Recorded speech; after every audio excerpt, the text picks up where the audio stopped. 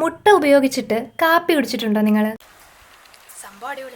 ഇന്ന് മുട്ട മാജിക് സീരീസിലെ പാർട്ട് 1 വീഡിയോ കാണാം. അങ്ങ് വിയറ്റ്നാമില് പണ്ട് 1940 സമയത്ത് പാലിന്റെ ഒരു ഷോർട്ടേജ് വന്ന സമയത്ത് ഹോട്ടലിലെ ബാർട്ടൻഡർ ആയിരുന്ന ഒരു പുള്ളിക്കാരന് തോന്നിയ ഒരു ഐഡിയ ആണ്, പാലില്ലെങ്കിൽ എന്താ മുട്ട ഉപയോഗിച്ച് നമുക്ക് കാപ്പി ഉണ്ടാക്കാമല്ലോ. കാരണം മിൽക്കായാലും എഗ്ഗായാലും ടെക്സ്ചർ ഒരുവിധം സെയിം ആണ്, അതിനൊരു ക്രീമി കൺസിസ്റ്റൻസി ഉണ്ട്. അങ്ങനെയാണ് വിയറ്റ്നാമില് എഗ്ഗ് കോഫി ഫേമസ് ആയതും. ആ റെസിപ്പിയാണ് ഇന്ന് നിങ്ങളുടെ മുമ്പിൽ പരിചയപ്പെടുത്തുന്നത്.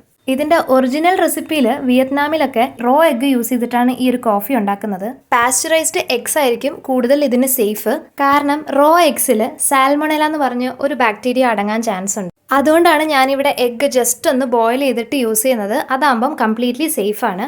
ഒരുപാട് ബോയിൽ ചെയ്യാൻ പാടില്ല. ചെറുതായിട്ടൊന്ന് ചൂടായതിനു ശേഷം ആ എഗ്ഗ് ഒന്നെടുത്ത് ഐസ് വാട്ടറിൽ ഇട്ട് വെക്കുക, ഇല്ലെങ്കിൽ അത് ഓവറായിട്ട് കുക്കാവും.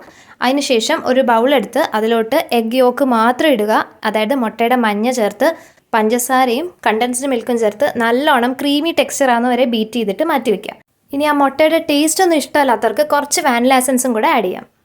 ഇനി ഒരു ഗ്ലാസ് എടുക്കുക, അതിലോട്ട് ആവശ്യത്തിന് കാപ്പിപ്പൊടിയും മധുരത്തിന് ആവശ്യമായിട്ടുള്ള കണ്ടൻസ്ഡ് മിൽക്കും ചൂടുവെള്ളവും കൂടി ഇട്ട് നല്ലോണം മിക്സ് ചെയ്തിട്ട് മാറ്റി വയ്ക്കാം. ഇനി അതിലോട്ട് നമ്മൾ നേരത്തെ മിക്സ് ചെയ്ത് വെച്ച ആ ഒരു ക്രീമി മിക്സ്ചറും കൂടെ ആഡ് ചെയ്ത് കഴിഞ്ഞാൽ വിയറ്റ്നാമീസ് എഗ് കോഫി റെഡിയാവും.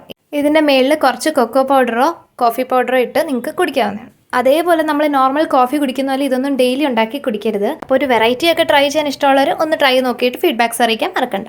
അടുത്തൊരു സീരീസ് ആയിട്ട് നാളെ കാണാം.